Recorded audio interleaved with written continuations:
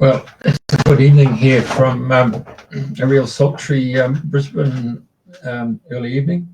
We're supposed to have a cyclone, seems to have clicked off and disappeared. Anyway, 7 o'clock, as you know, is our normal time on a Thursday night in Australia. And of course, it's 9 o'clock in the morning in the UK. We have my fellow host, who's at the top, right at the very top in red today, all the way from Poole in the UK. And our guest in the middle is just down the road here in Brisbane. Anyway, so it's a good morning to you, Andrea. Morning, Jeffrey. Good morning, everybody, and welcome to Dreaming the New Dream. And I don't even know what day of the week it is today. I haven't even looked. What day is it today? Thursday the 6th. Six. Oh, yeah, right. Thank you. They're whizzing by so fast. Anyways, with great pleasure today that we have Alice. Sorry, oh God, I've gone Bennett. All over the place. Elder. Alice Bennett on the show. Let's start again. Cut. Welcome, Alice, and it's lovely to have you as our guest today. Thank you. And I know you've got lots of stories to share, and I know we spoke briefly, and I loved how you started being an interpreter. What set you off on that pathway, if you like to? Would you like to share how it all started and some lovely stories and experiences about sign language, which I confess I know nothing about. I've never ever done. Yes. Okay. Thanks. So I grew up in Toronto, Canada, and my neighbor about 6 or 7 houses down was deaf, but she couldn't sign. She had hearing aids and she could lip read really, really well. And her husband was hearing.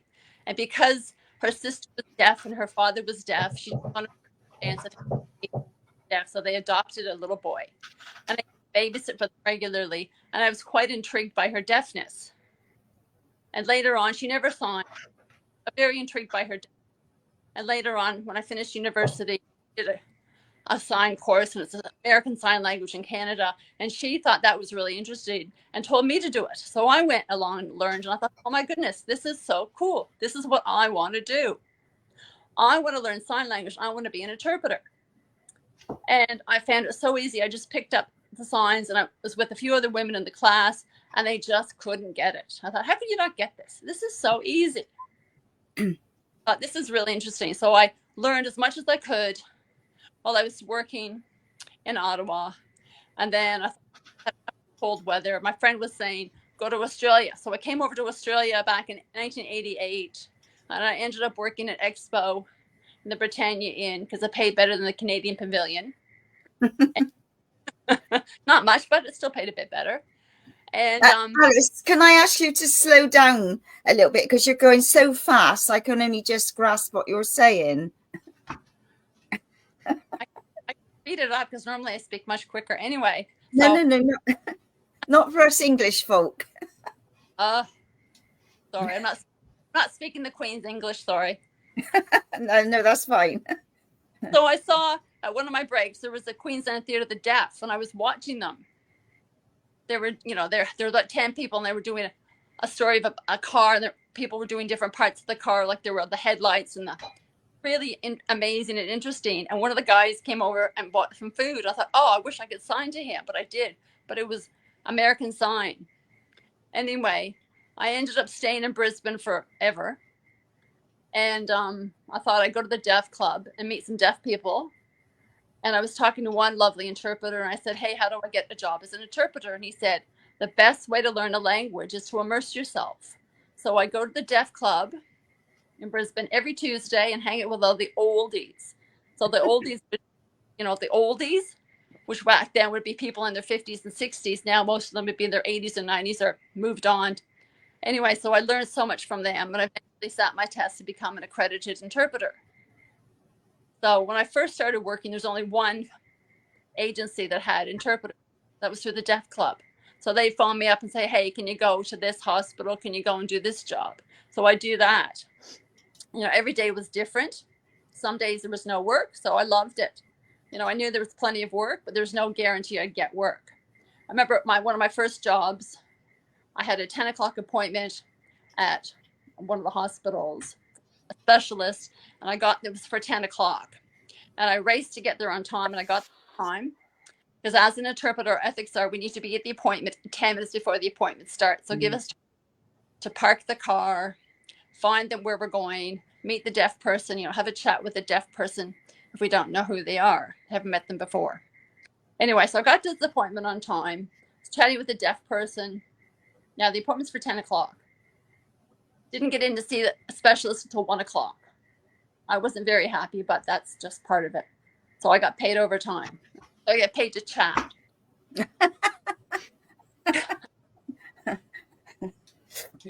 I know sometimes it's a cruisy job. Well, today, for example, my job was canceled, so I still get paid. So I get paid not to work. How good. I know. Who else gets to work, right? I know. So what, do you want me to just go on with more stories, or what would you like? Yeah. So, so obviously, never experienced deafness, even though that my father was deaf and through lots of different things in wartime and what have you. So, and I know, like, if you suddenly get an ear problem and you can't hear, it's like a silent world, So for people that haven't got the hearing abilities, what is the most hardest thing that they have to deal with? Because obviously you need to be looking at that person to read their language. So obviously if you turn away, they've missed half of would that be like the sort of biggest thing for people? Yeah, so a lot of deaf people cannot lip read really well.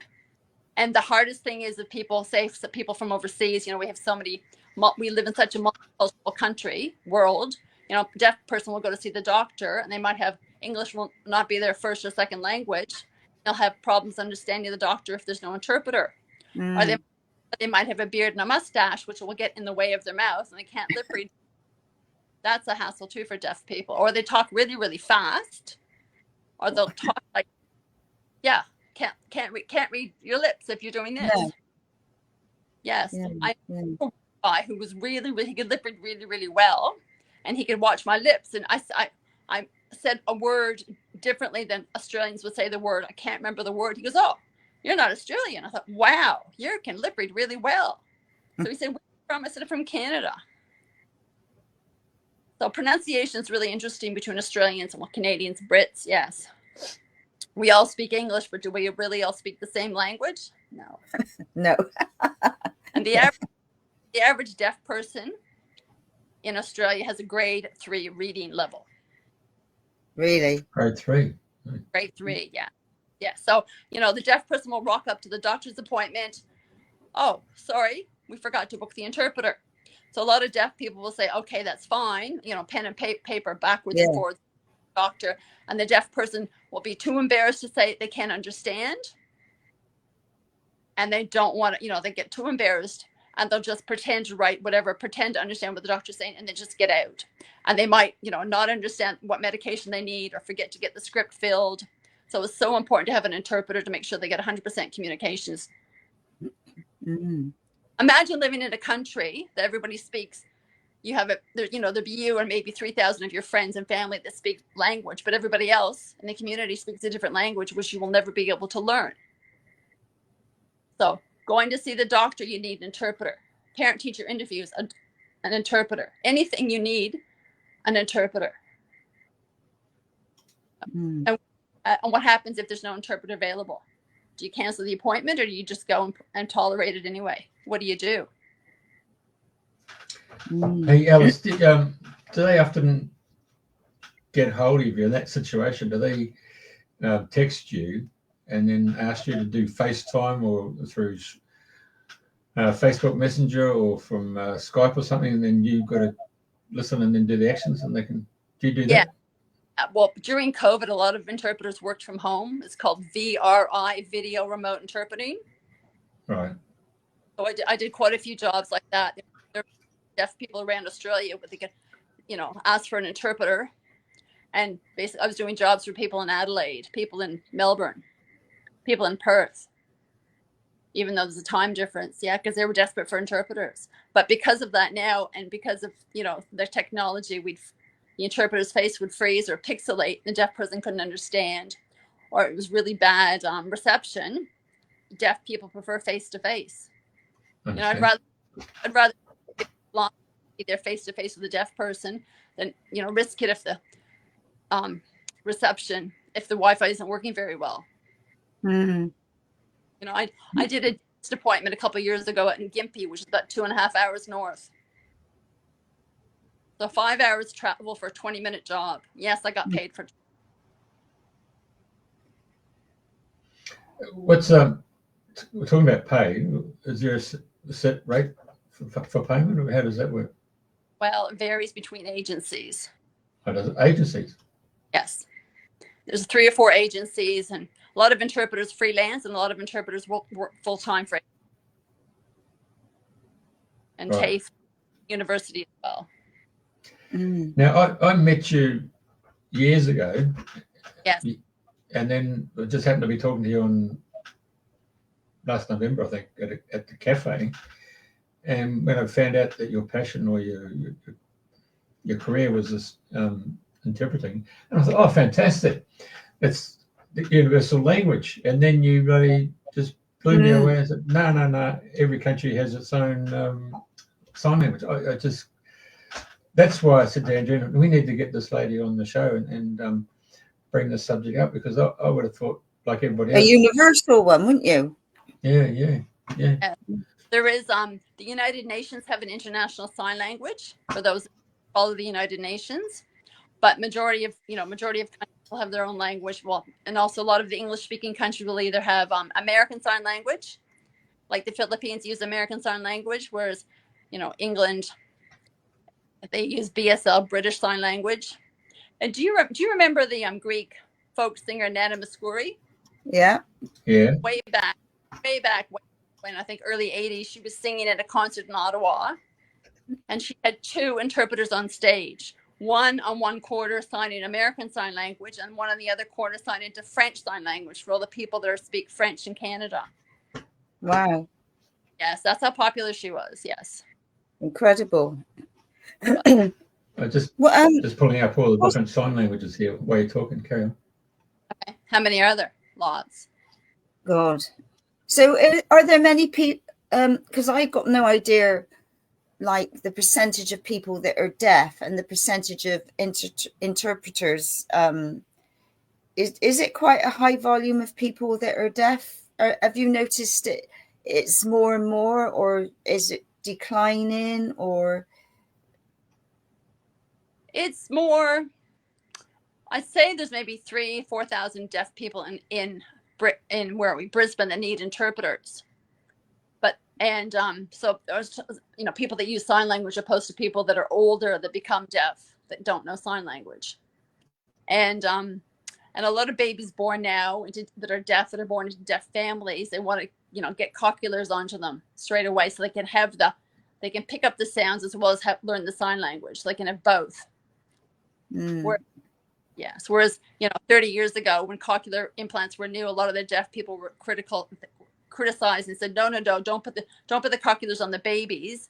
You know, teach them sign, give them both, best of both worlds. Yeah, because I know we had a gentleman on the show back along, and he had one of these in his brain there, and he could hear, I think, 50% more than he could ever hear before. You know, and obviously people do what's right for them, but I thought, oh my God, like, you know, just it was a struggle, wasn't it? Yeah. And I can't imagine, you know, having that in your head, but obviously it had given him a new lease of life. But, you know, it's like sometimes it makes you wonder if there aren't easier things to do to help people regain sight and hearing, really.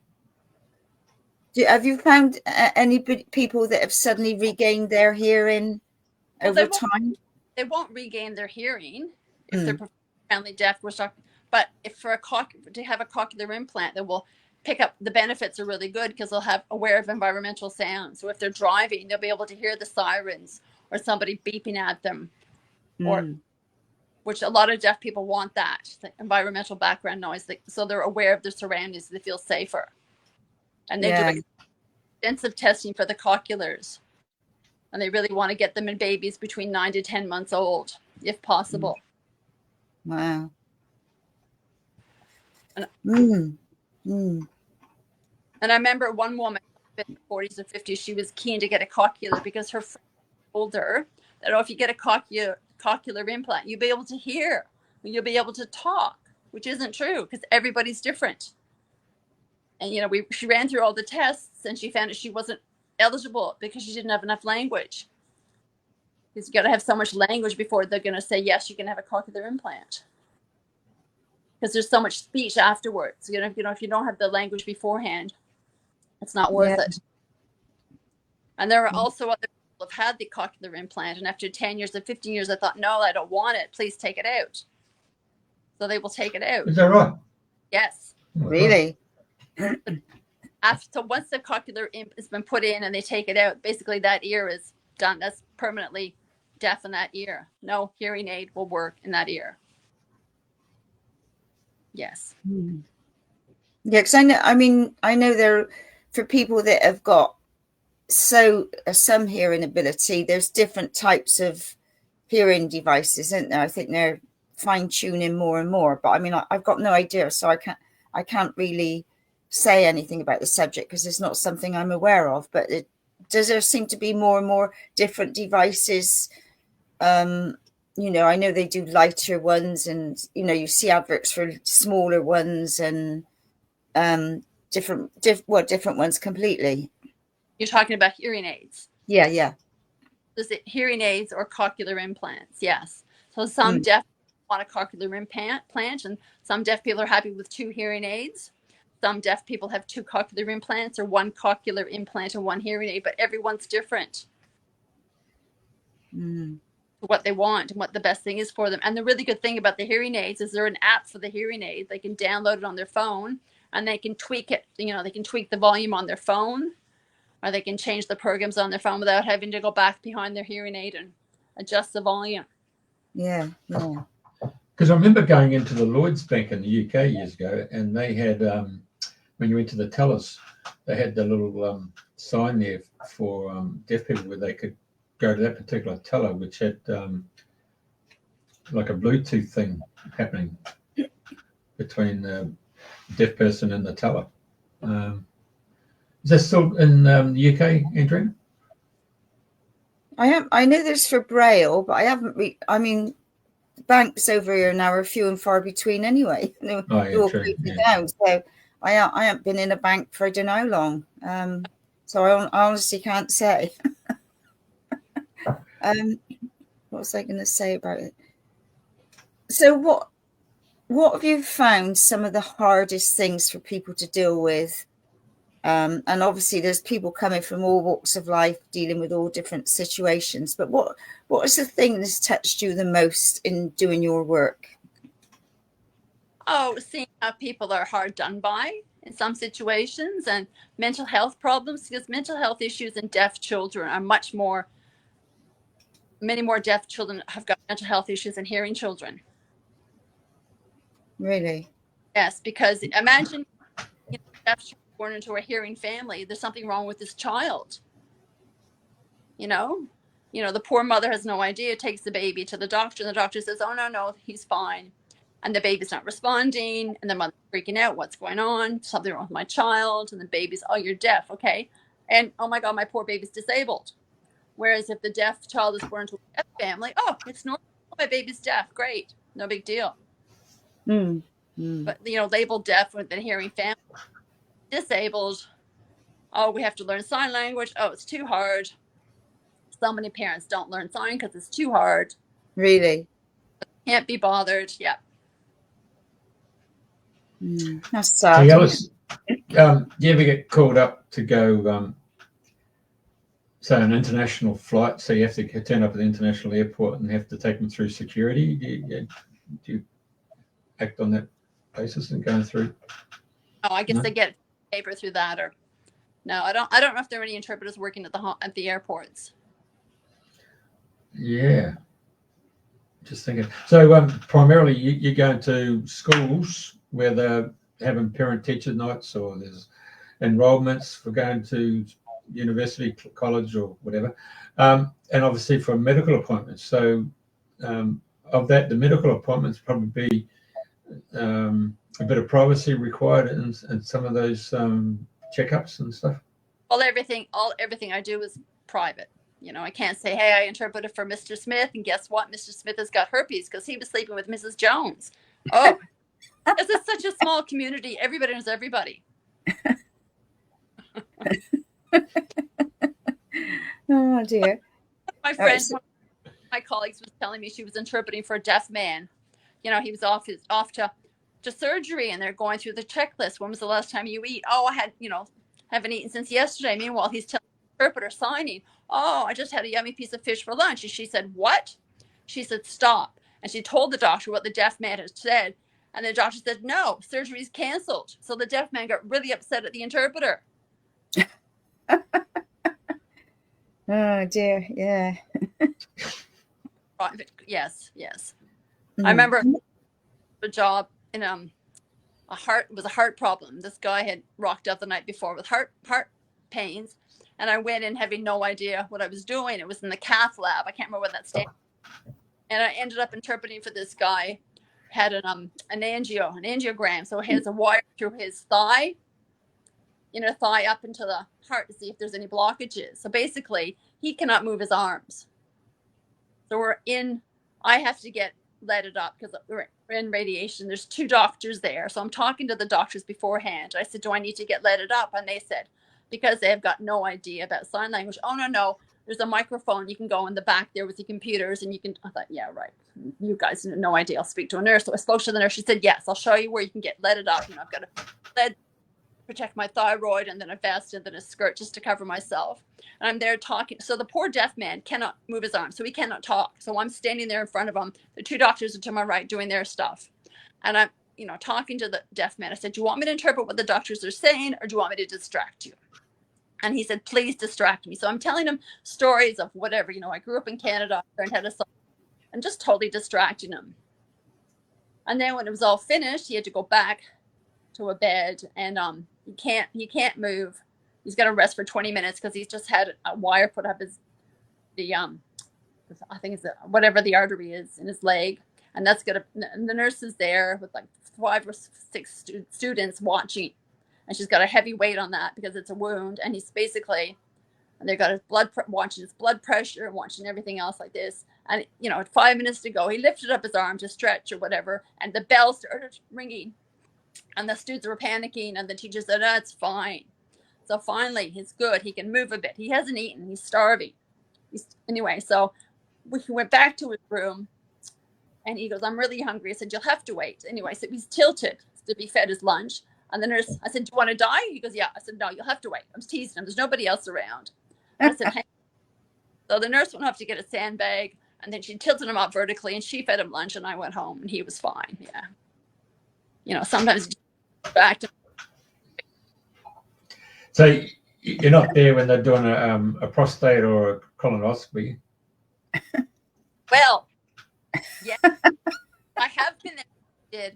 I always get them confused. Now, what's the one up the bum? That's an endoscopy. Colonoscopy. Oh yeah, right, colonoscopy. Yeah, you go up the colon. Yes. So I interpreted for this old guy years ago. Went in for the prep. And the nurse was saying, come in, take this prep. This is the food you cannot eat. Come in. He said, okay. So she said, do you have somebody to pick you up? I said, no. All right. She said, come in an hour early. So I rocked up with him the next, a week later, whatever. And she said, have you taken this? Yes. Have you done this? Yes. And who's picking you up? He said, I have nobody to pick me up. This poor man. Anyway, she said, okay, fine. You'll be awake for it. It'll be mildly uncomfortable, but you'll be awake. So I got to go in and watch. Oh. Right. Didn't supply any porn. Yes, it was really cool. I got to watch. And it was a big screen I got to watch. And they had to burn off 3 or 4 polyps. And the poor man it was mildly uncomfortable, but it was, he was all right. Right. And you've been there for births and that? No, actually, yes. Yeah. I have. I was there for cesarean, but I couldn't see anything because they put up a sheet. I was there, for the mother. Oh, yeah. Yeah, So that you, was as Robbie Williams would say, you weren't at the business end. that's it. Unfortunately. So going to schools and all that stuff and getting enrolled in there. Of course, is that your normal everyday run of the mill school, or you have to go to a special school? Well, recently there were just a few schools that had hearing impaired units, but now Right. they're much more plentiful. So they're immersing the deaf kids, into schools with an interpreter there, as well as an Auslan language model mentor. So again, the teacher will be standing up, there'll be interpreter interpreting what the teacher says, and there'll be a deaf person there watching to make sure the kids are understanding what the interpreter's saying. So Right. that's at schools and high schools. And that's probably popped up in the past 12, 13 years. Right. Okay. So, and then of course, having an interpreter on TV really came about when we saw the Christchurch earthquakes, and the mayor of Christchurch had an interpreter beside him. That was the first time I've actually seen an interpreter on mainstream television, and now it's become a rule of thumb now, isn't it? Has it? Yeah, for like floods or earthquakes or. No, they should be on all the time, not when emergency or the government wants everyone to know what's really happening. Yeah. What's So Yeah. I saw you didn't get the call up to go and do the one for the cyclone that's currently going around off Brisbane. No. Yeah, good. And so, so you just get a text. I would take it because people would use a texting thing, but Yes. and then you probably get the emails. And I've got your email address here, so people watching here in Australia, they could actually take note of that, and they could actually email you, and then you can offer your services as a virtual. What's the name? How close is that to the New Zealand sign language? I think there's some signs are similar, but I don't know. Well, there'd be a few little idioms, like in Australia we would say, instead of saying tomorrow afternoon, we would say tomorrow arvo. Yeah. Yeah. And in New Zealand they would say, hey cuz or hey bro. So that'd be just a greeting. Yes. Yes. Yeah. English idioms are really interesting because I did a workshop on those years ago. We say this in English. What would you say in sign language? Say, for example, I wouldn't touch that with a barge pole. Yeah. You know that saying? Yeah. What does that mean? If someone who didn't speak English, how would you keep them a mile away. Yeah, that's what we sign in Auslan. Yeah, it's like Yeah. yes. So what's the most obviously you've come across so many different cases. What's been the most upsetting or tragic for you to deal with in the course of different people that you've met? I did palliative care for a woman, and I took the job, and then I phoned back to the agency. I said, "Oh my gosh, she's dying! What's happening?" Because I was kind of freaked out. And they said, "No, it's fine. Go." So I went to the hospital, and she was lying in bed. Her husband's there in a wheelchair, and there were some doctors in the room, and she was just lying there. She was really, really miserable. But as soon as I walked into the room, I said, "Hi, I'm Alice. I'm your interpreter." Her face just lit up. Finally somebody who can talk to me. It was just amazing, but it was still heartbreaking. Because she hears on her last legs. Yeah. So I found that. And I find funerals are really hard. Oh, you do funerals as well? Yes. My first funeral I did. The second funeral I did, this man had probably died in his 50s or 60s, and he had two grown-up kids in their 30s. And the daughter had just was saying, "Oh, I'm going to stand up now, and I don't, do you want me to talk too fast? Or, I don't want to talk too fast." I said, "Just do what you need to do. I will keep pace. Just make everything easier." Because it's hard to do funerals. Yeah, I mean, you can't imagine. Well, you can to a little degree, but you can't overall, if you know what I mean. Yeah. You know what? This will have to be the most difficult conversation we've ever had in 6 years. Because, no, with the greatest respect, because you don't realise an aspect of our society, our community, is tone deaf. It has the sounds of silence, and just to be put in there, you know, like, what's that expression? You don't know anyone unless you walked in their moccasins. And so, for us, it's like we're grasping at straws to actually put ourselves in the shoes of someone who's deaf, and not only that individual, but their family, and then the widespread community as they walk through life. That's what's really, really fascinating. That's why I'm really enjoying this conversation, to be perfectly honest with you. Okay. Yeah. So I interpreted for one guy who had been admitted into the hospital, and the young Asian doctor, you know, was asking questions, and then she said, "Oh, and what happens when you don't have an interpreter? How do you communicate?" He said, "Pen and paper, but use short words because English isn't my first language." And then she said, "Oh, what is your first language?" Well, deaf man looked at me. We looked at each other. We both rolled our eyes, and he said, "Editora." Okay, so I had to explain. Sorry, what was it?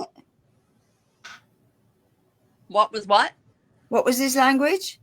Auslan, Australian Sign Language. Oh. But the doctor didn't get it. Didn't get the joke. Oh, yeah. I'm an interpreter. Hello, yeah, I know, right? And right. every time I go into an appointment, I'll sit next to the professional, sit next to the doctor, or wherever I am for CenturyLink or wherever, so the deaf person can look at me and look to the professional, flip between the two of us. And it makes some people really uncomfortable because I'm like their shadow. So I explain, "Hi, I'm your interpreter. I'm going to sit next to you. If you please just direct the deaf person, ignore me. Everything the deaf person signs, I will voice, and everything you say, I will sign to the deaf person. Everything's confidential." You know, sometimes they say, "Great." Or other times, "Oh, can you ask Mr. Smith how's he feeling?" I said, no, you ask him. I'm the interpreter. Yeah, yeah. Yeah, not doing his job. And I right, know. so Carol's just put up a post saying, what did Carol say? I only saw a bit of it. Jeffrey, right. Have any of your clients managed to read interesting comments of politicians or any others that they didn't realise you could hear or understand? Normally it's the royal family, isn't it? Along with politicians, and they usually do it with football. Because in football, you'll see in gridiron, their football, you'll see their people going like this, you know, and you see the soccer players coming off the football field, and they go like that too, so that the microphone's not picking them up or lip reading. Yeah. Okay. So have you experienced any interesting comments that maybe you shouldn't have? No. You know what I mean? No. But only 65% of the English language is lip readable. So because the three of us have language from the day we were born, and English, I'm assuming, is our first language, we can lip read better than the average deaf person. Can we? Okay, I want to do something, but can I swear or not? Can I swear? Go on. Okay, so can you see my lips? What am I saying? I love you? No. Close. Does that start with F? No. That's the other one. Okay, there's two of them. It looks, it's like I love you, doesn't it? Yeah, yeah. Okay, this is I love you.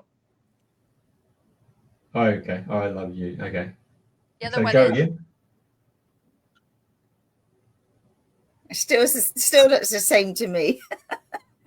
saying elephant shoes. I love you. Elephant shoes. Yes. Okay, here's the other one. Ready? Would have never have got that. Okay, what I say now? Well, that looks like F you. Yeah, it's not. It's not. Thank you. No. Okay, this is thank you. Do it again. Thank you. Okay. This is F. Okay, this is what I was doing first of all. No. Vacuum. Vacuum. Oh, okay. So there's a close similarity to the F. Okay, gotcha. Yes, Yeah. so similar to FU. Yes, it's quite funny. And Yeah. we can tease some deaf people that lip read really well. We'll say, you want to say, don't swear at me. Yeah, gotcha. Hey, because when you're doing I've got the sign language in the back for me here. It's just the letters of the alphabet. But do you have to actually to create a word?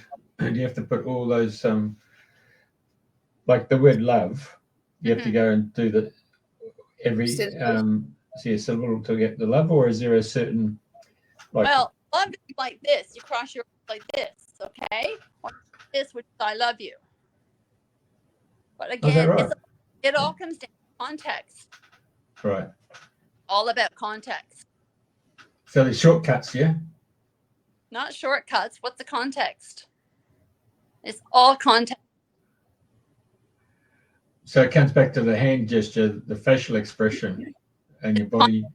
So I did a workshop years ago on swearing, because swearing is really important. So we watched the I'll say. Learn a language. How do you say this? How do you say this? How do you say F you? Anyway, so we watched a clip of Reservoir Dogs. Have you seen the movie?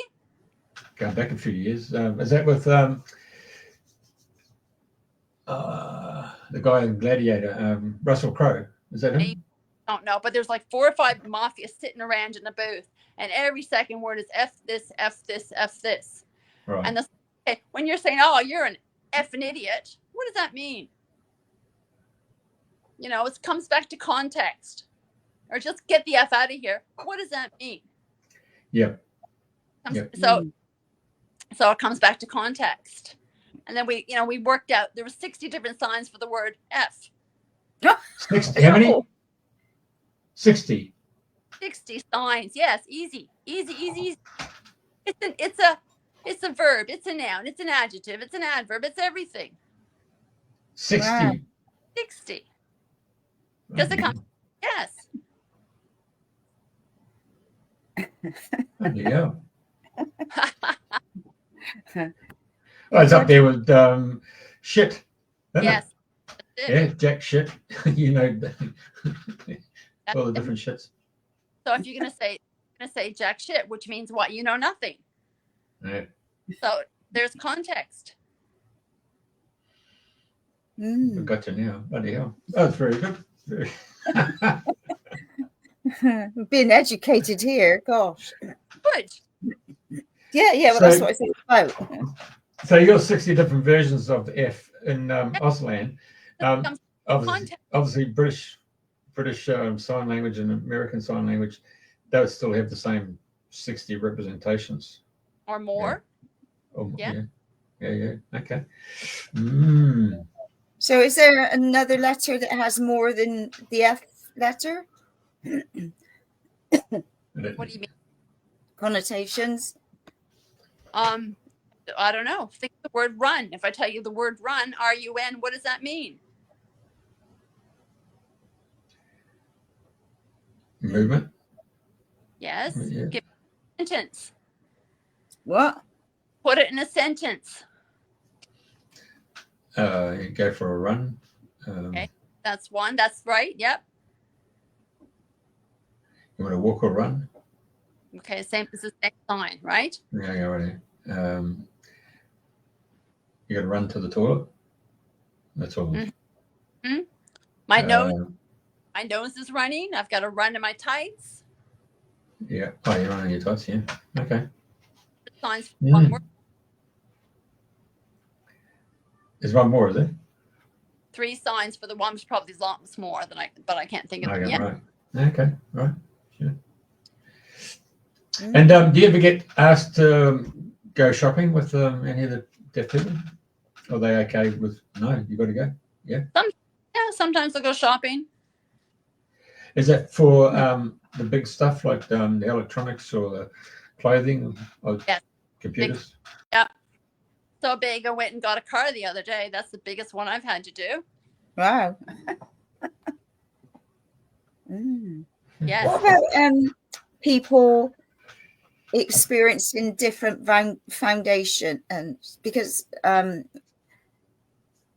or like I know Carol put at the beginning about Mr. Holland the movie. I can't remember what else. I didn't see what else was said, but obviously feeling and different sensations.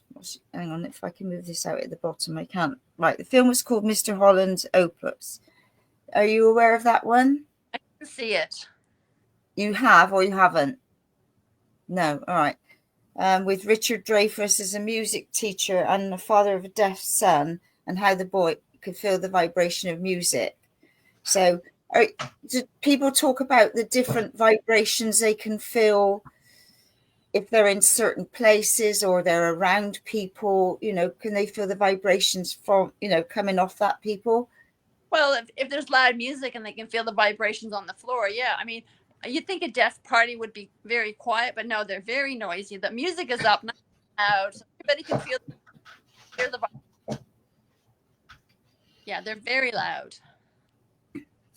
And everyone's got a different degree of deafness. Some people can hear the dogs barking, the motorcycles going past, the airplanes.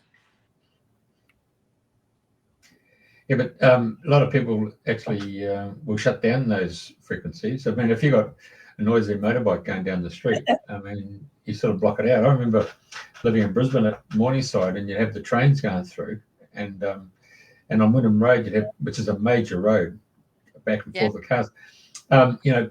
People would come over and say, "Gosh, there's a lot of bloody noise here, mate," and you sort of blocked it out. You didn't even acknowledge the sound anymore. Yeah. Yes. As hearing people, we can filter what we want to hear and things we don't want to hear. But deaf people will feel the vibrations, or what's that? I can feel that vibration. I'll say, oh, that's a motorcycle. Or if there's a low plane, oh, I can feel that. What's that? I said, oh, it's a plane. Or I hear the noise. Oh, that's a car. That's a truck. Right. So they can get word association to the vibration and puts it into their memory banks. Yeah. Yeah. Like us, we'll all have trouble trying to ascertain when an electric car comes up behind us. All right, I think that's creepy. I don't know what it is about when I hear them coming. It's like it reminds me of spacecrafts coming up slowly behind you. I don't know. I just don't like the sound when I hear them go by. It's really funny. Yes, and just get out of their way and let the aliens keep going. Indeed. Right. And we have silent discos where people have to wear earphones and move their bodies to invisible music. Very odd. Yes. Whatever next. Tell me, I know you get people with hearing dogs for the deaf, don't they? Are there more and more? I haven't seen many, but I know I've seen a few. I know 2 people that had hearing dogs. I don't know what's happened, if they're getting more. Maybe people are just getting Cochlears now, and the hearing aids are just improving technology, so there's less and less hearing dogs. Mm-hmm. Hey, when we first started the show 6 years ago, Facebook used to come in at the bottom there with captions. I noticed that. I think the product is still available, but it was actually interfering with the show, talking away with the captions coming through at the bottom. And I thought about it yesterday. I thought, I have to go and find out where I can go back onto Facebook and find that section where you can put captions just for this particular show. And I clean forgot about it until just now when I listened to you saying about hearing dogs. Okay. Sorry about that. Oh, well. That's how it is. So what else would you like to share? Because you're opening us up to a different world that most of us are not aware of. So, what other advice or sharing would you like to say that might help people along the way? I interpreted for this woman who had she got a cataract operation, and she was blind in her left eye. She was getting her cataract done, so I was with her for the whole procedure. You know, I got to sit down. They put me down in front of a little screen. I got to watch the whole procedure, and then when she came out of twilight, I was there. But because she had her right eye was done, so that was bandaged up, and her left eye was done, I had to use I had to sign on her hand like this, so she could understand me, because she couldn't see because both eyes were taped. Anyway, so when I was there, and then her husband came to pick her up, and I said, "Oh, your hubby's here," and he said hi on her hand, and she was so happy that I did such a good job. You know, I stood up and she stood up, and she went to hug me, and her glasses went flying, and my glasses went flying. Oh, She was so pleased that I was there. She can't hear, and her eyes, both of her eyes are covered up, so hubby had to slowly, you know, escort her to the car to get her home. So that was interesting. You just brought up you're actually going into their hand and you're doing that. That's amazing as well. Yeah, it's like Helen Keller. Right. I also used to interpret with a woman, a deaf blind woman. You know, she put her hands on top of my hands, and I do a lot of work with her. Hey, in the course of my investigation on the show, I came across this website here in Australia, and it's for children, you know, books. Hang on a second, scroll it up. Little dictionary, picture dictionary. If it's anybody watching, it'd be a help, you know, just to get things started. It's a really fascinating subject, and I really appreciate you coming on, Alice, and making us aware of all these things that haven't had any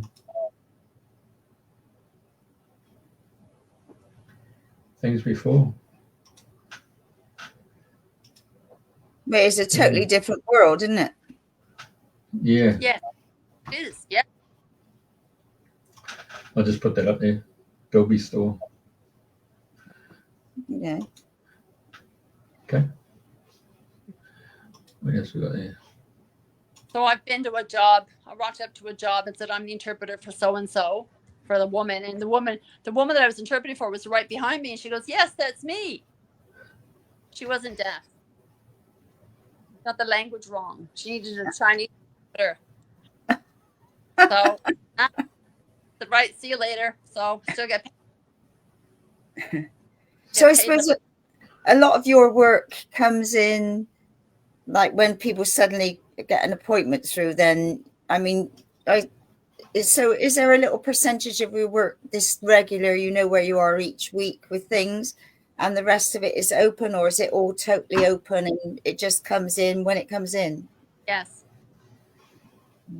Comes in when it comes in. Sometimes I'll have a couple of years ago. I had a regular deaf man who booked me for like 10 weeks for the same psychologist over 10 weeks. Right. Or I've also done TAFE for years. I've done most trades in TAFE, and I've done university, so that would be right. So it says here about Auslan sign language. It takes about 2 years to become fluent. Would you agree with that? It's all different. Everybody's different. If they're studying full time, possibly, but everyone's different learning. Yes. Yeah. Yeah. So any other stories you'd like to share? Because I can't, I don't know what else to ask you about this, because like I said, it's a totally new world for us. So I take it then the local medical centres around your area that you live, or even the local hospitals, would have you in their database that they could. Yeah. All the hospitals have an agency they contact. Oh, it goes that way, is it? Okay, yes. And don't personally go to you. Yeah. So a couple of years ago, I ended up going up to Calandra Hospital. This is on a Friday, early afternoon. And I called the agency. I said, can you just confirm this job? He goes, yes. Otherwise, I'm driving all the way to Caleondra. Anyway, so I get over the bridge, and then I get a call. I said, yep, it's on. I said, great. I rocked up there, and they said, no, there's no appointment. I said, oh, really? Yep. And it was supposed to be for physio, and the physio guy said, no, there's no appointment. I thought, okay, somebody's made a mistake. And the boss said, oh, come in, let me give you a coffee. I'm so sorry. Just sit and have a coffee and chill. She was just so apologetic. She said, what are you going? Sit on the beach. I thought, I've got my polyester workwear on. It's Friday. It's the last day of school. I thought, no, I'm just going to go home before I get stuck in the traffic. But yeah, it happens. Drive an hour and a half for a job and there's no job. Well, you certainly get to see life, and see the countryside. Yes. And another time I had a job at a local hospital in August, okay? August. So I rocked up there. The receptionist says, yes, I'm the interpreter for whoever. And the receptionist on the computer, oh, the job's been canceled. I said, okay. So this is August. We're in August. And I said, oh, when was the job canceled? She goes, oh, October. Really? So 10 months ago, canceled. Wow. Communication breakdown. Yes, I know. The irony of it. Yes. And do you find that happens a lot, communication breakdown? Absolutely. Oh, yeah. There are some weeks I get paid not to work than I do to work. It happens. So this week, because, there's a cyclone happening sometime, I had a job today, got canceled, I get paid. I've got jobs tomorrow. They've both been canceled, I still get paid. I've got jobs in the weekend, I'm sure I'll still get paid for those. I'm sure they'll be canceled. Well, I'm sure you're worth every penny in what you do. So, it's incredible what you're doing to help other people. And obviously that was your pathway, and that was your gift of being with that neighbor that set you off on this path, eh? Yes. And the funny thing is that there's not enough interpreters in Australia, and there's not, growing up in Canada, I used to go back and visit her from time to time, and she would say there's still not enough interpreters in Canada. It's the same thing. There's always been a shortage of interpreters. Mm. Yeah, I suppose. Yeah, because it's not an easy job for people to do. So you've got to have that sort of ability within you, haven't you, to communicate on so many levels to so many different people on, different dynamics and different agendas, isn't it? So it's not for the faint-hearted, really. That's it. Yes. Mm. My cousin's deaf. She was deaf around 6 years old, even though she's got hearing aids. But and she's a very, very intelligent. She's got a master's in some medical world. I notice that when she speaks, it's a different form of pronunciations and accentuations of the words. But I take my hat off to her to be able to climb through that whole education world and then get a master's and then be in the medical world and then have 3 children, husband and so forth. It's the only person who's so close to us in our family that's it touches you, isn't it? Yeah. Anyway. About 31 years ago, there was International Day of the Interpreter, and I was staffing the stalls in the city at the mall, and this deaf blind man got up and through his interpreter said, oh, I've got 2 degrees. What's wrong with you? 2 degrees. Deaf blind. Wow. Yes. Poor interpreters. Holy cow. The hours and the hours and the hours. Yes. Wow. Yes. Good for him.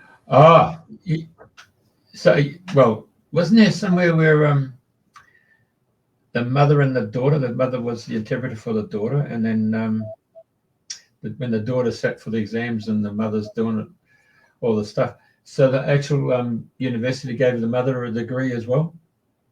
Oh, really? I'm sure I saw that. Yeah, because her mother had done the work as well, really, at the end of the day, to teach her daughter. I think that was really benevolent. That was really fantastic. Rightio.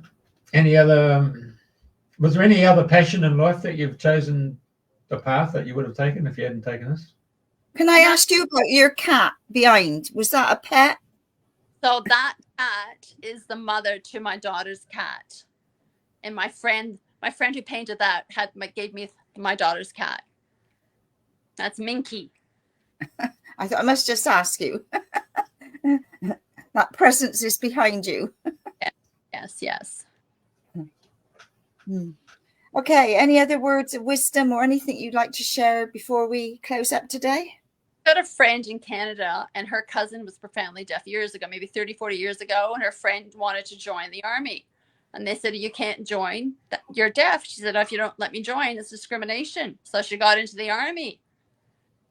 Don't know what she was doing, but yeah, good for her. Wow. Yeah. Well, I'd like to say thank you and honor the work that you do. It's absolutely incredible. And, it's just wonderful. And I'd like to say thank you for sharing. It's been a real eye-opener, if you like. Eye-opener. It was over the eardrums, isn't it? Or ear-opener. Alice, thank you. Really, really appreciate it. Thank you. Right.